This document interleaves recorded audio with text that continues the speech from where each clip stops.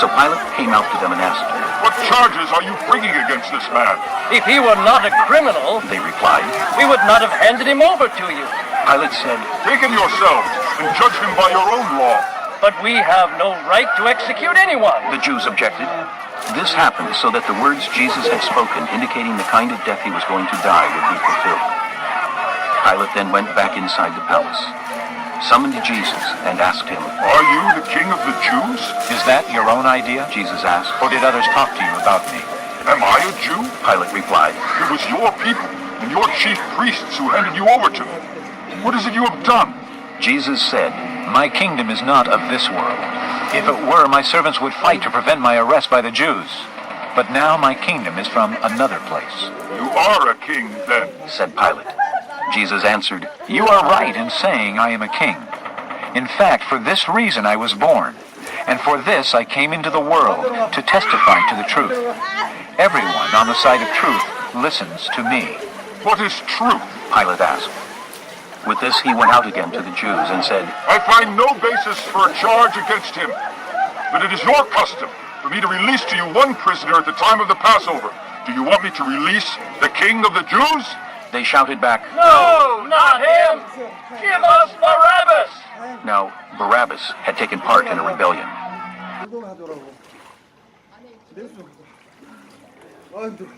Chapter 19. Then Pilate took Jesus and had him flogged. The soldiers twisted together a crown of thorns and put it on his head. They clothed him in a purple robe and went up to him again and again, saying, Hail, King of the Jews! And they struck him in the face. Once more Pilate came out and said to the Jews, "Look, I am bringing him out to you to let you know that I find no basis for a charge against him." When Jesus came out wearing the crown of thorns and the purple robe, Pilate said to them, "Here is the man." As soon as the chief priests and their officials saw him, they shouted, Crucify! Crucify! But Pilate answered, "You take him and crucify him. As for me, I find no basis for a charge against him." The Jews insisted. We have a law, and according to that law he must die, because he claimed to be the Son of God.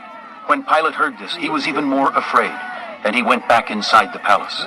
"Where do you come from?" He asked Jesus, but Jesus gave him no answer. "Do you refuse to speak to me?" Pilate said, "Don't you realize I have power either to free you or to crucify you?" Jesus answered, You would have no power over me if it were not given to you from above. Therefore, the one who handed me over to you is guilty of a greater sin." From then on, Pilate tried to set Jesus free, but the Jews kept shouting, If you let this man go, you are no friend of Caesar. Anyone who claims to be a king opposes Caesar.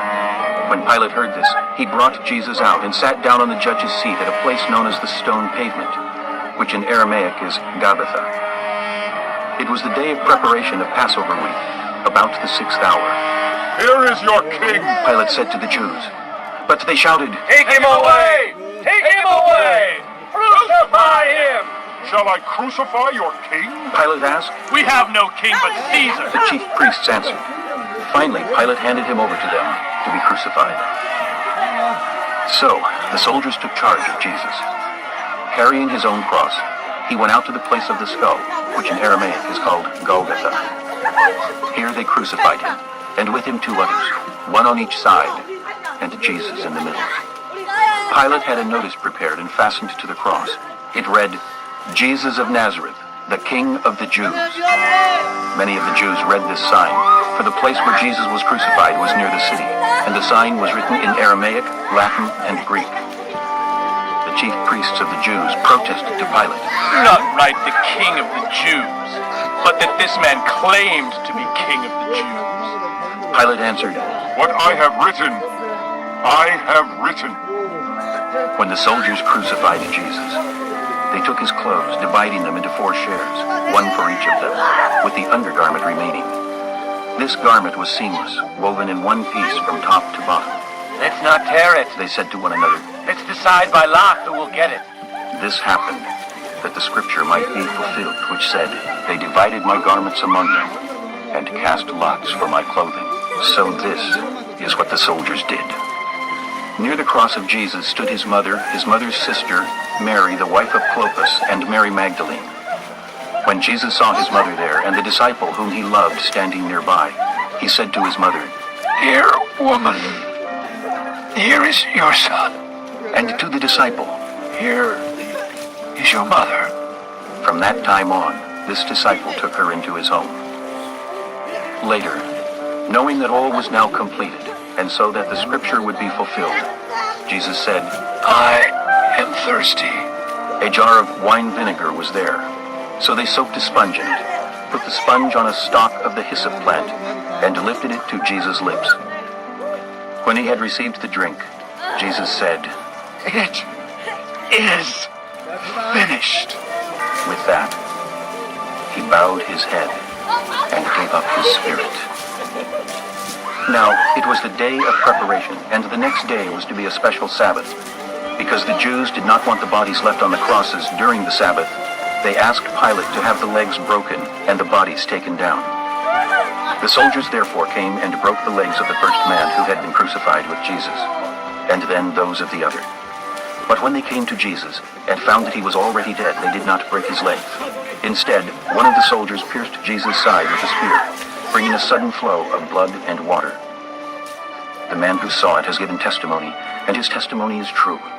He knows that he tells the truth, and he testifies so that you also may believe. These things happened so that the scripture would be fulfilled. Not one of his bones will be broken. And as another scripture says, they will look on the one they have pierced. Later, Joseph of Arimathea asked Pilate for the body of Jesus. Now, Joseph was a disciple of Jesus, but secretly, because he feared the Jews. With Pilate's permission, he came and took the body away. He was accompanied by Nicodemus, the man who earlier had visited Jesus at night. Nicodemus brought a mixture of myrrh and aloes, about 75 pounds. Taking Jesus' body, the two of them wrapped it with the spices in strips of linen. This was in accordance with Jewish burial customs. At the place where Jesus was crucified, there was a garden, and in the garden a new tomb, in which no one had ever been laid. Because it was the Jewish day of preparation, and since the tomb was nearby, they laid Jesus there. Chapter 20. Early on the first day of the week, while it was still dark, Mary Magdalene went to the tomb and saw that the stone had been removed from the entrance. So she came running to Simon Peter and the other disciple, the one Jesus loved, and said, "They have taken the Lord out of the tomb, and we don't know where they have put him." So Peter and the other disciple started for the tomb. Both were running, but the other disciple outran Peter and reached the tomb first. He bent over and looked in at the strips of linen lying there, but did not go in. Then Simon Peter, who was behind him, arrived and went into the tomb. He saw the strips of linen lying there, as well as the